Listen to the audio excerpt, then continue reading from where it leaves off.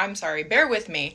I am obviously not used to salon culture outside of anything other than beauty school, but isn't some money better than no money? Why would we not try to accommodate them based on what they can afford? Poor listening skills needs to be added to the list of things that you need to work on. Good to know. Anyway, as I was saying, it takes up too much time. When you get to the beauty budget part of a consultation and someone says, lo and behold, I can't afford that. They still want it though, right?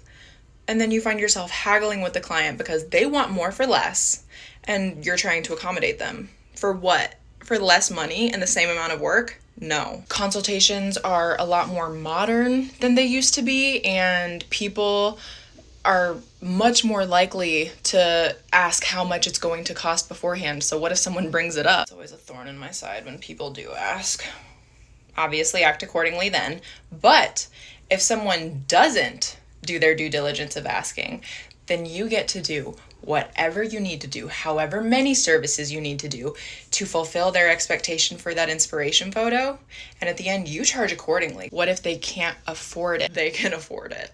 What if we go up to checkout and I've done X amount of services and it costs X amount of money, and I tell them and they get that sticker shock look in their eyes and they tell me that they can't afford it and that they don't have that much?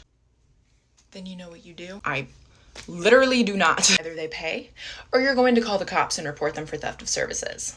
Since you skipped all of that boring, time-consuming talk about budget at the beginning of the appointment and instead went on to do any and all services that you deem necessary to give them the dream hair that they asked for, services have now been rendered and it is theft of services. And when they try to be like, but the price wasn't disclosed at the beginning, I didn't know it would be this much or else I would have never done it, blah, blah, blah, blah, blah. You point at the price list that is on the front desk for all to see and remind them that our prices are listed online.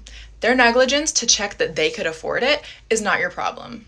And I tell you what, most people find that they can't afford the services because they can't afford bail. Okay, so my mama definitely raised me to put in a 2 weeks and to be professional, but yeah, I don't want my name or my license attached to this, so this is my last day. Actually, is my last minute. Goodbye.